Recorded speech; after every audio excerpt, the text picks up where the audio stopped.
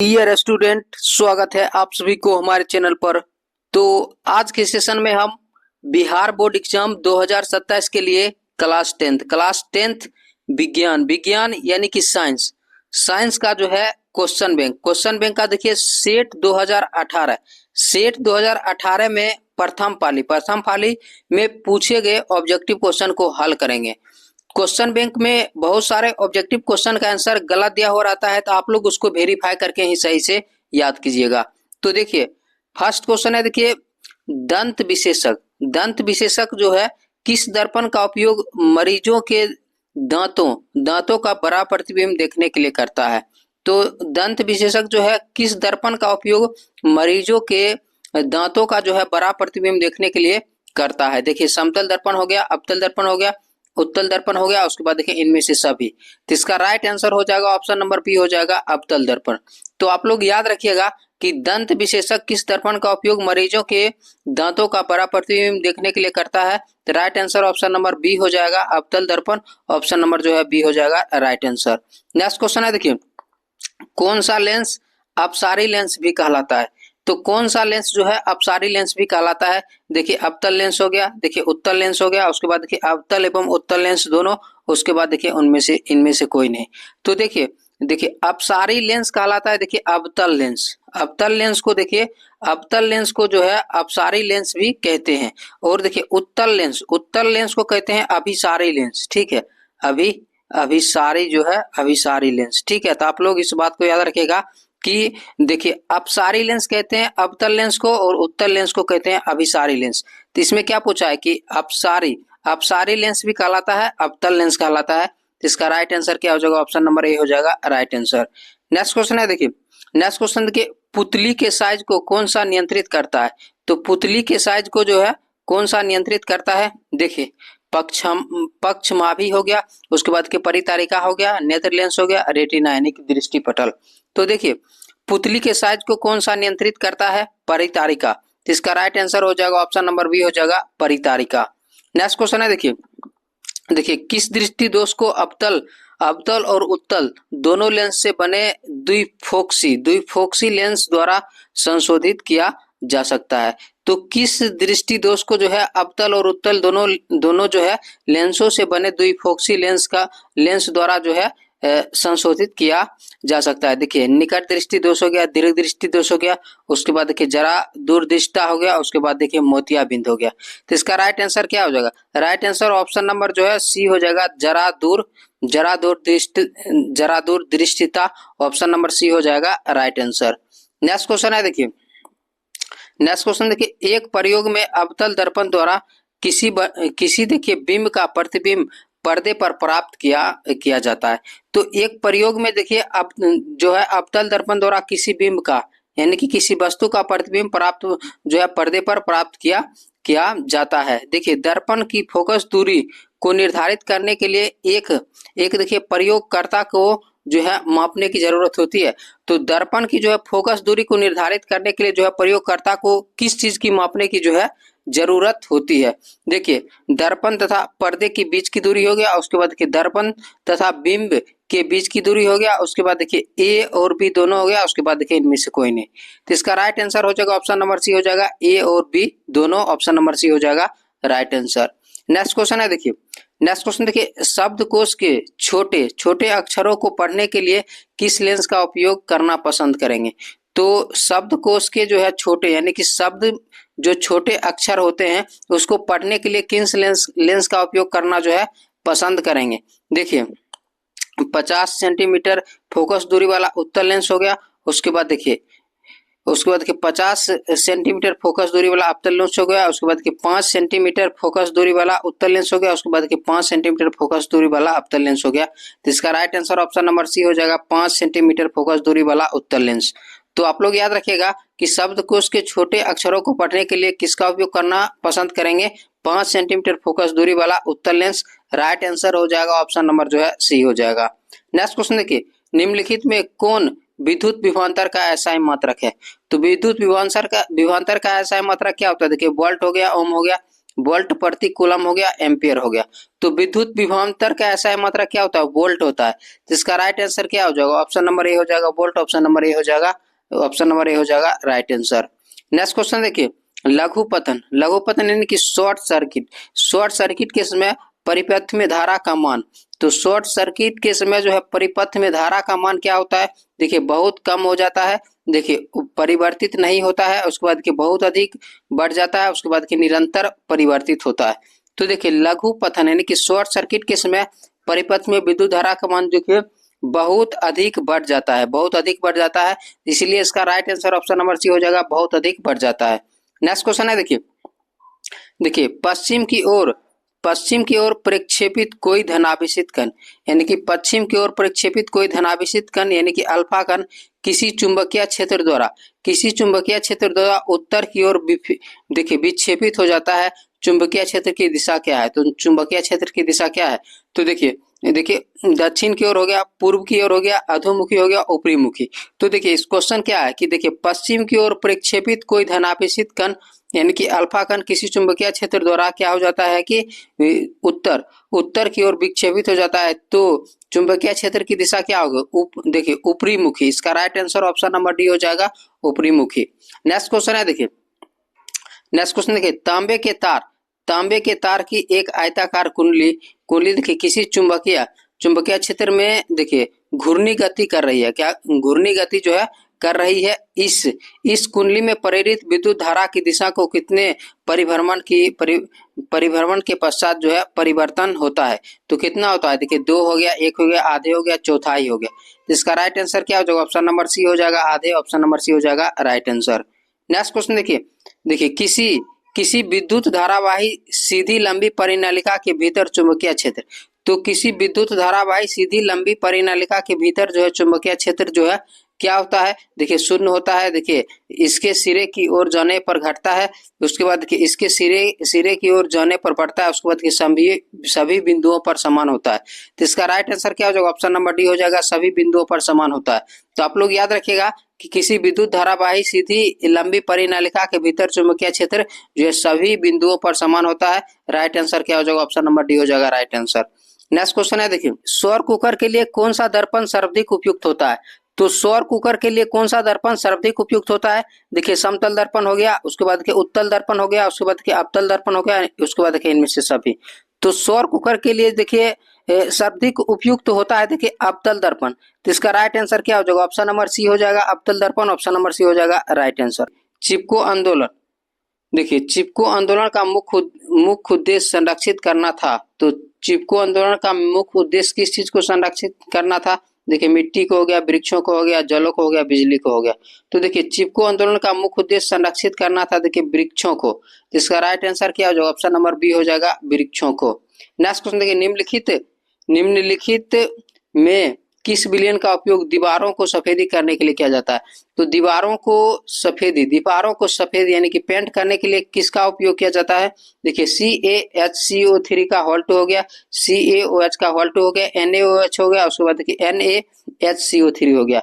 तो देखिए दीवारों की सफेदी करने के लिए प्रयोग किया जाता है CaOH का हॉल्ट, जिसको क्या कहते हैं, जिसको क्या कहते हैं, बुझा हुआ चूना भी कहते हैं, ठीक है, क्या कहते हैं, बुझा हुआ चूना, और इसको कैल्शियम हाइड्रोक्साइड भी कहते हैं, ठीक है, कैल्शियम जो है हाइड्रोक्साइड भी इसको भी कहते हैं, कैल्शियम हाइड्रोक्साइड। तो इसका राइट आंसर क्या हो जाएगा, इसका राइट आंसर हो जाएगा ऑप्शन नंबर बी हो जाएगा राइट आंसर। नेक्स्ट क्वेश्चन है देखिए, समीकरण दिया हुआ देखिए Na2SO4 है, उसके बाद देखिए BaCl2 है, उसके बाद दोनों को मिलाते हैं तो BaSO4 और NaCl बनता है। तो यह अभिक्रिया किस प्रकार की जो है अभिक्रिया है, तो देखिए संयोजन हो गया, देखिए वियोजन हो गया, उसके बाद देखिए द्विविस्थापन हो गया, उसके बाद देखिए इनमें से कोई नहीं। तो यह कौन सी अभिक्रिया है, यह जो है द्विविस्थापन अभिक्रिया है। तो इसका राइट आंसर क्या हो जाएगा, ऑप्शन नंबर सी हो जाएगा द्विविस्थापन अभिक्रिया।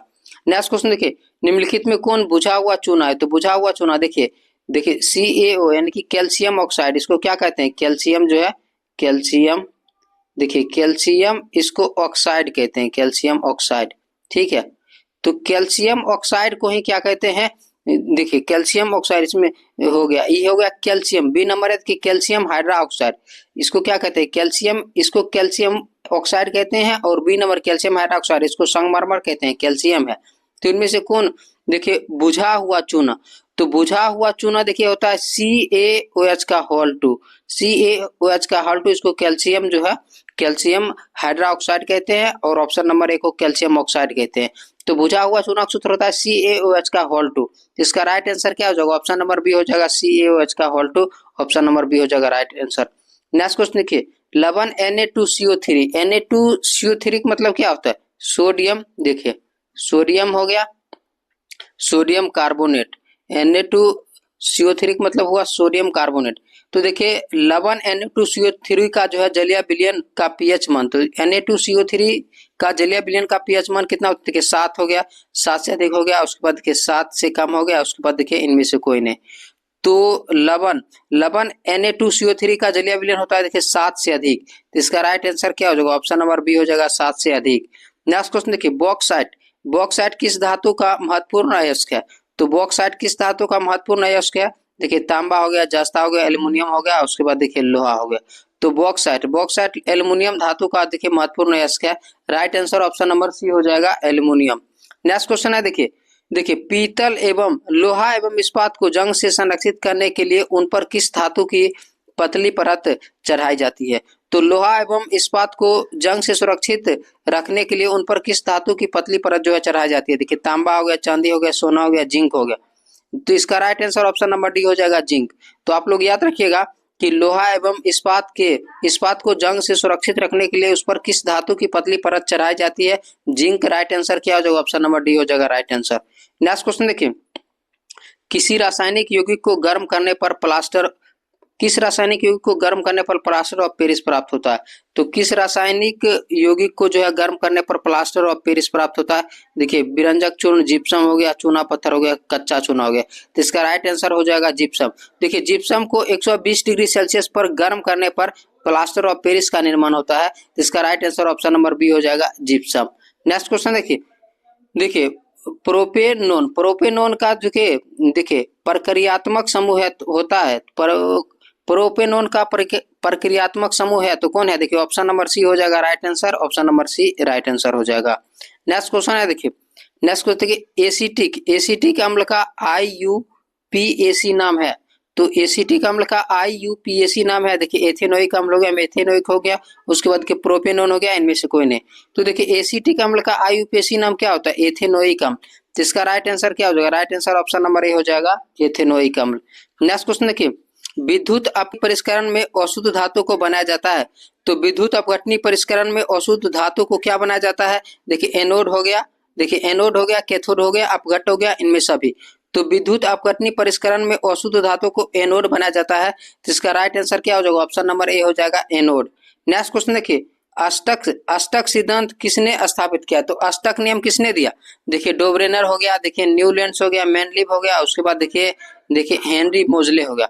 तो अष्टक नियम किसने दिया? तो अष्टक नियम किसने दिया? देखिए न्यूलैंड्स ने अष्टक नियम दिया। तो इसका राइट आंसर हो जाएगा ऑप्शन नंबर बी हो जाएगा न्यूलैंड्स।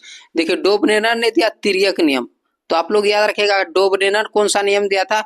तिर्यक नियम दिया था। मेंडलीव ने दिया था देखिए आवर्त नियम, ठीक है, आवर्त नियम किसने दिया? मेंडलीव ने दिया।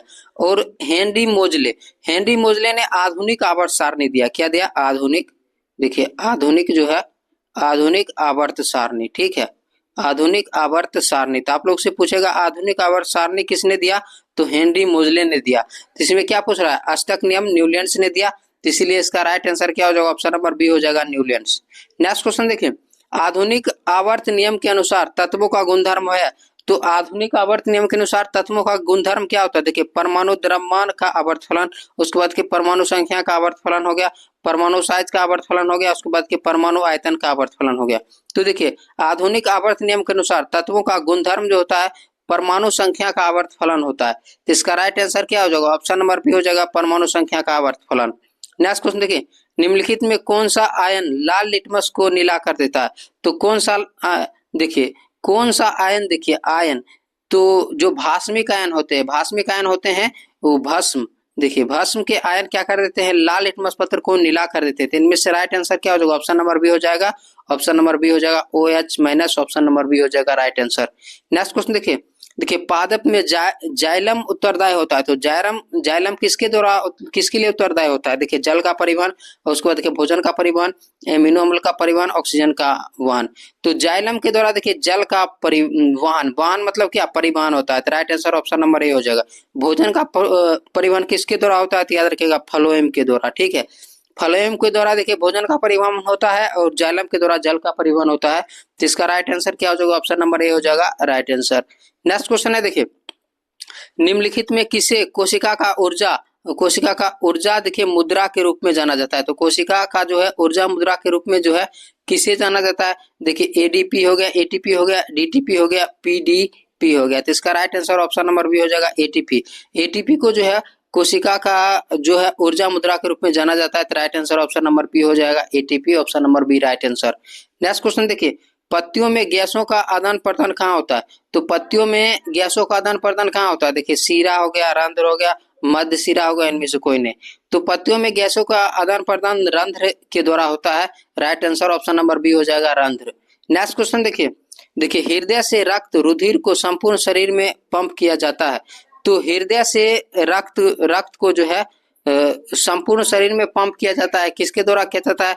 देखिए फेफड़ा द्वारा हो गया, नीलिया द्वारा हो गया, आलिंदो द्वारा हो गया, इनमें से सभी। तो इसका right answer option number C हो जाएगा आलिंदो द्वारा, ऑप्शन नंबर सी हो जाएगा राइट आंसर। नेक्स्ट क्वेश्चन है, देखिए कौन सा पादप हार्मोन पत्तियों को मुरझाने के लिए उत्तरदायी है?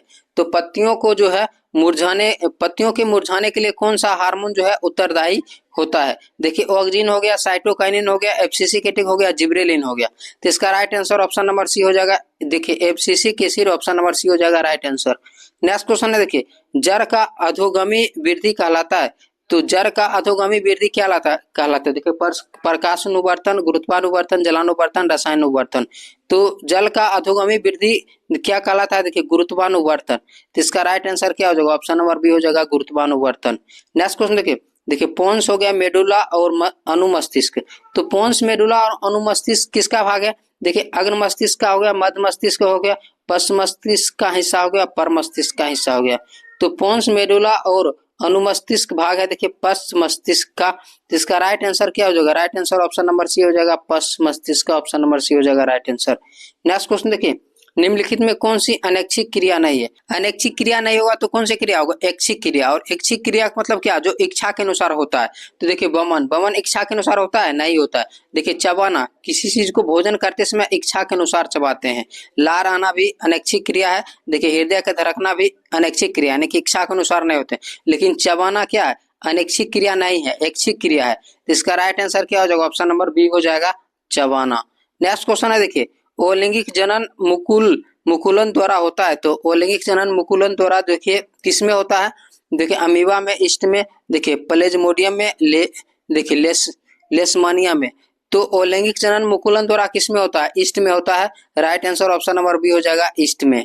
नेक्स्ट क्वेश्चन देखिए शुक्राणु का निर्माण होता है। तो शुक्राणु का निर्माण कहाँ होता है? देखिए वृषण में, गर्भाशय में, अंडाशय में, इनमें सभी। तो देखो शुक्राणु का निर्माण वृषण में होता है।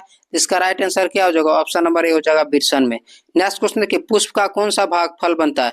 तो पुष्प का कौन सा भाग फल बनता है? देखिए परागकोश हो गया, वर्तिकाग्र हो गया, वर्तिका हो गया, अंडाशय हो गया।